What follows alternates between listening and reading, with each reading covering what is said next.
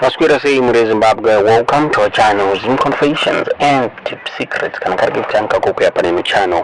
Please don't forget to subscribe. Can I subscribe? But don't forget to comment and share this video. Nasmure Zimbabwe, takuingira nyaya yanetsa nyaya ya Scott Sakupwanya uyo aka electwa the new Mabvuku constituency MP after my by-elections akaitwa mswa 9 December yake yanetsa yakonzesa controversy pa social media apo bato tutipusira chema richiti Zimbabwe is a banana republic and from one tweet yo ya kasenda vachitaura vachiti in the sham elections of August 2023 the citizens of Mabvuku voted for Munyaradzi Kufa Kutizwi, who secured 15,934 votes. He defeated a Zanu-PF Gold Mafia candidate who polled 12,038 votes despite spending millions of dollars in vote buying.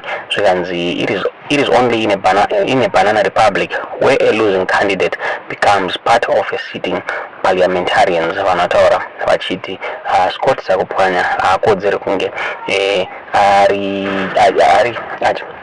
achipinda muparliament Zim yakambobuda zvakare chitaura chiti Scott Sakupwanya ngani malinks na Sengezo Shabangu muri Zimbabwe uchini Sengezo Shabangu is the one akaassista Scott Sakupwanya kuti apinde pa MP nemarikozi akaita akasakwanisa kufyuda members of parliament ake akasafyuda vanhu vachi kuMabvuku achida kuti Scott atore amene munoona sei nyaya yaburitwa neCCC kuti yakamira sei.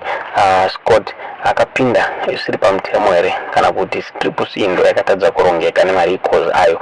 Tiudze zvamunofunga pamusoro penyaya iyi mu comment section.